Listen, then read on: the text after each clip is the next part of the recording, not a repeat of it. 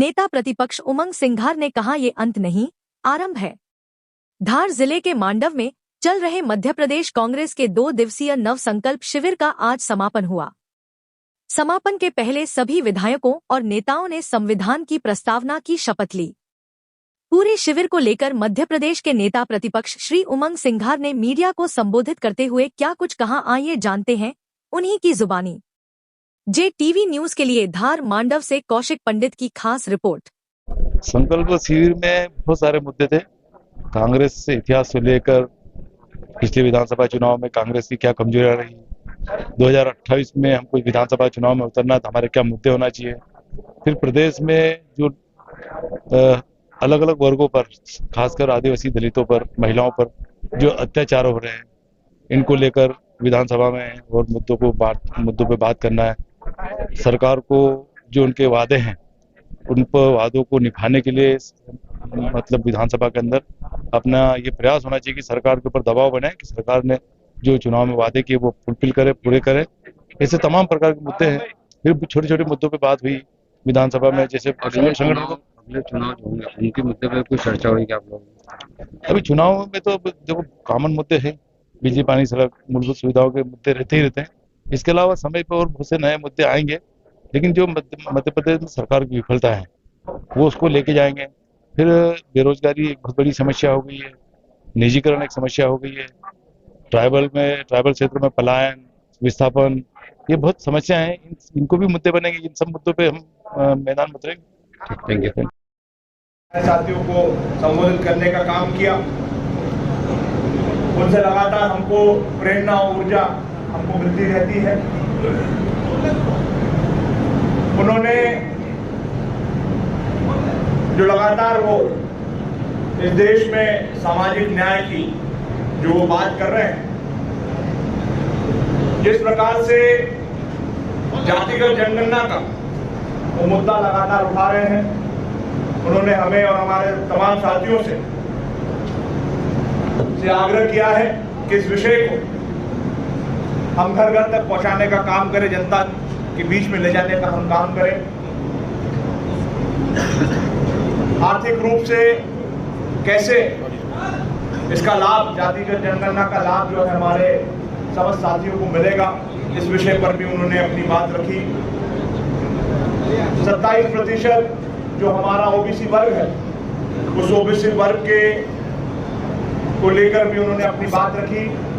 और मध्य प्रदेश में जिस प्रकार से भारतीय जनता पार्टी लगातार कांग्रेस के द्वारा पारित किए गए उस कानून को की अवहेलना करने का काम कर रही है, और हमारे जो ओबीसी के साथी हैं उनके अधिकारों का जो हनन मध्य प्रदेश में लगातार हो रहा है। इसके अलावा जिस प्रकार से हमारे आदिवासी साथियों के जो वन अधिकार है, इस प्रकार से बड़ी संख्या में पूरे मध्य प्रदेश में हमारे आदिवासी भाइयों के जो पट्टा है, उन पट्टों का वितरण नहीं हो पा रहा है। साथ ही साथ हमारा जो कांग्रेस पार्टी का जो संगठन है, उस संगठन को किस प्रकार से मजबूत किया जाए, जो संगठन सृजन हमारा जो कार्यक्रम चल रहा है, इस तरह के विभिन्न विषयों पर इन 2 दिनों में चर्चा हुई। और निश्चित रूप से हम सभी साथी जो लगातार हम लोग विपक्ष की आवाज को मजबूती प्रदान करके विपक्ष की जो भूमिका, उस भूमिका निभाने का हम लोग काम कर रहे हैं और जनता की आवाज बनने का हम लोग काम कर रहे हैं। यही संदेश जो है हम लोग इस 2 दिवसीय हमारा जो शिविर है, इस शिविर के माध्यम से हम लोग लेकर के जा रहे हैं। सम्मानित पूर्व मंत्री सचिन यादव जी, सम्मानित हमारे रंजीत जी विधायक और सम्मानित मीडिया के मध्य प्रदेश कांग्रेस के सभी साथी और सम्मानित मीडिया बंधु, निश्चित तौर से यह आपके लिए शिविर का समापन दिन है, लेकिन मैं समझता हूँ ये 2 दिन का शिविर समापन नहीं है, ये एक संकल्प है, एक नए युग का संकल्प है जो हमने मध्य प्रदेश के लिए कांग्रेस पार्टी के विधायक और नेताओं के साथ मिलकर लिया। तो मैं समझता हूं कि हम अतीत के विचारों पे बात नहीं कर रहे थे, उसके साथ भविष्य की रूपरेखा कैसे हो उसको गढ़ने का एक ये संकल्प शिविर है। और एक कह सकता हूं कि आत्म विश्लेषण का एक दौर था कांग्रेस पार्टी का, वो भी हम लेंगे। अतीत, आत्म विश्लेषण और नए युग का संकल्प, ये हमारे इस शिविर की सोच थी। उसको हमने एक नई प्रक्रिया में किस प्रकार से डालना, नव निर्माण की प्रक्रिया, उस प्रक्रिया के अनुसार इसको हमने एक कह सकते हैं कि मध्य प्रदेश के लिए एक नया विजन, नया ड्राफ्ट हमने तैयार किया। हम मानते हैं कि मध्य प्रदेश में बदलाव चाहिए। मध्य प्रदेश में बदलाव का संकल्प लिया कांग्रेस पार्टी ने कि कैसे इस मध्य प्रदेश की बदहाल तकदीर बदले, उनकी तकदीर, जो संघर्ष कर रहे किसान जिन्हें समय पे खाद बिजली नहीं मिलती, उनकी तकदीर, उनके लिए संकल्प लिया। ओबीसी को पूरा आरक्षण मिले, एक उसका संकल्प। युवाओं की रोजगार कैसे मिले, उनको भविष्य में कैसे नई संभावनाएं मिले रोजगार की, उसका संकल्प। दलित आदिवासियों के जो हक छीने जा रहे हैं, उन पे अत्याचार हो रहे हैं, उस पर कैसे कांग्रेस पार्टी एकजुट होकर लड़े, उसका संकल्प। आदिवासी के अलावा जनजाति, जातिगत जनगणना को लेकर जैसे माननीय राहुल गांधी जी ने कहा कि प्रदेश के अंदर 90% दलित, आदिवासी, ओबीसी माइनॉरिटी रहते हैं और 5% वो लोग हैं जो जनरल कास्ट से आते हैं लेकिन गरीब है।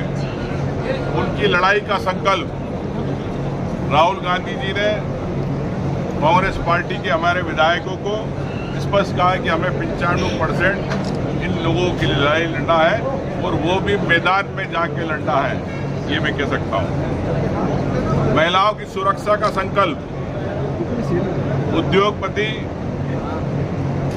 छोटे लघु उद्योग, उन्हें कैसे लाभ मिले, वो कैसे सक्षम हो, उसका संकल्प। मैं समझता हूं कि कांग्रेस पार्टी ने 2 दिन के शिविर में सभी वर्ग का ध्यान में रखते हुए, उनकी परेशानियों का ध्यान में रखते हुए सब विधायकों ने अपने अपने समूह में चर्चा की। चाहे कोऑपरेटिव के मामले हो, चाहे स्वसहायता समूह की बात हो, चाहे अतिथि शिक्षक की बात हो, चाहे संविदा शिक्षक की बात हो, चाहे परीक्षाओं में घोटालों की बात है, चाहे कांस्टेबल भर्ती का घोटाला, पटवारी परीक्षा घोटाला, पीएससी के अंदर नए लोगों को मौका नहीं, आरक्षण के नाम पे रोक के रखे रिजल्ट, आधे रिजल्ट जारी किए। ऐसे कई मुद्दे थे जिसपे माननीय सब विधायकों ने बड़ी गंभीरता के साथ परिचय दिया और एक नई सोच, नए विचार, नए सुझाव का हमने संकलन करा मध्य प्रदेश कांग्रेस कमेटी के इस शिविर में। मैं समझता हूं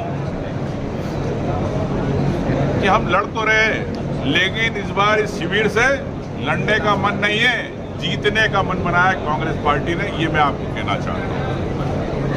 साथियों, हाईकमान का निश्चित तौर से धन्यवाद भी देते हैं। माननीय राहुल गांधी जी अपने व्यस्तम समय में उन्होंने पूरे कांग्रेस के विधायकों को मध्य प्रदेश की बारीकी को समझा भी, चूँकि वो जानते थे, लेकिन मैं समझता हूँ कि कई बातें आती है। मल्लिका अर्जुन खड़गे जी, केसी वेणुगोपाल जी, हरीश चौधरी जी, जीतू पटवारी जी, सभी का मार्गदर्शन रहा, सबका सहयोग रहा।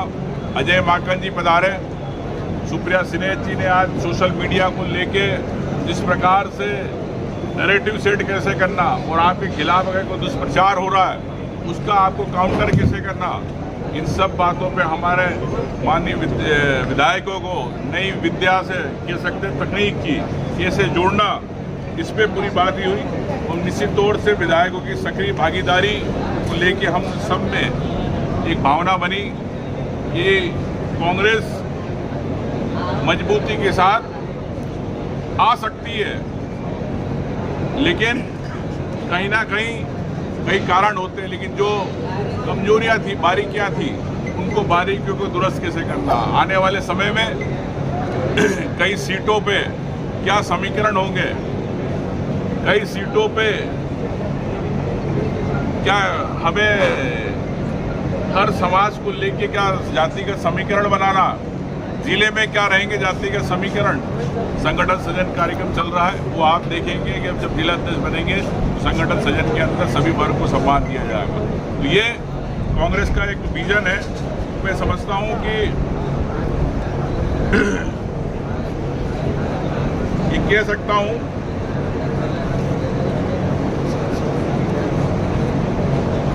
कि आज जिस प्रकार से धर्म को लेके, सांप्रदायिकता को लेके माहौल बनाया जाता बार बार, और जो मैंने मुद्दे गिनाए, इन मुद्दों पे कभी भारतीय जनता पार्टी कहना नहीं चाहती, न चर्चा करना चाहती। हम विधानसभा में सब विधायक इस बात को उठाएंगे कि आप चर्चा क्यों नहीं कराना चाहते, आप सत्र को लंबा क्यों नहीं करना चाहते। जब कांग्रेस का समय था तो मैं कह सकता हूं कि 100 दिन से ज़्यादा बैठकें हुआ करती थी पूरे कार्यकाल में, लेकिन यहाँ भारतीय जनता पार्टी कार्यकाल में 15 बैठकें होती साल भर। तो इससे स्पष्ट है कि किस प्रकार से भारतीय जनता पार्टी इस लोकतंत्र को खत्म करना चाहती है। आपने देखा देश में प्रधानमंत्री चले गए फॉरेन, तो देश की जनता की आवाज, जिनकी समस्या को सुनने वाला कौन। माननीय राहुल गांधी जी ने कहा कि प्रधानमंत्री जी को होना चाहिए जब देश की समस्याओं की बात हो। ऐसे ही आप प्रदेश में देखते हो कि मोहन यादव जी विधानसभा में बैठते नहीं, गायब हो जाते। तो क्या भारतीय जनता पार्टी ये कहना चाहती है कि हमारा प्रधानमंत्री, हमारा मुख्यमंत्री सदन में इसलिए नहीं बैठता कि हमें लोकतंत्र पर विश्वास नहीं है? क्या जनता की समस्या नहीं सुनना चाहते? आप क्यों अधिकारी अन्य मंत्रियों को छोड़ना चाहते हो? जवाबदार आप हो, प्रधानमंत्री है, जवाबदार मुख्यमंत्री है प्रदेश का, उसकी जवाबदारी होना चाहिए। मैं जनता से कहना चाहता हूं, पूरे प्रदेश की जनता से, कि आपने विश्वास से उनको बहुमत दिया, लेकिन आपके साथ अन्याय होगा। कांग्रेस पार्टी का हर विधायक, हर कार्यकर्ता पूरी मजबूती के साथ आपके सम्मान के लिए, आपकी लड़ाई के लिए, हर वर्ग की लड़ाई के लिए साथ में खड़ा होगा।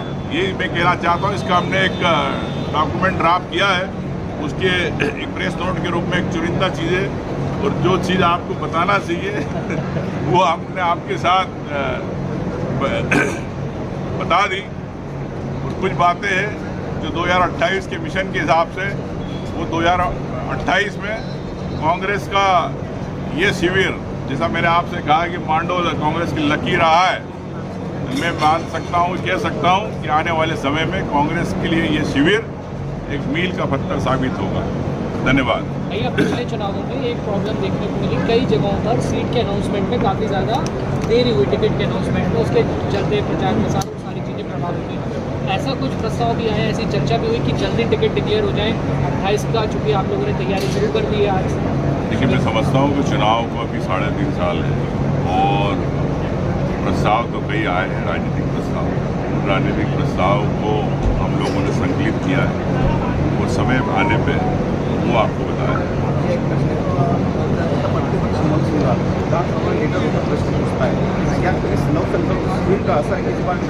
नवसंकल्प शिविर निश्चित तौर से कोई शिविर होता है जब संगठन काम करता, तो एक सब में साथ में काम करने की एक भावना और ज़्यादा आती है, और लड़ने की एक होती है। जब सेना के अंदर सैनिक जब जाती है, तो मैं समझता हूँ कि सेनापति और जो कमांडर होता है, वो अपनी बात जोश के साथ बोलता है कि हमें लड़ना है और जीतना है।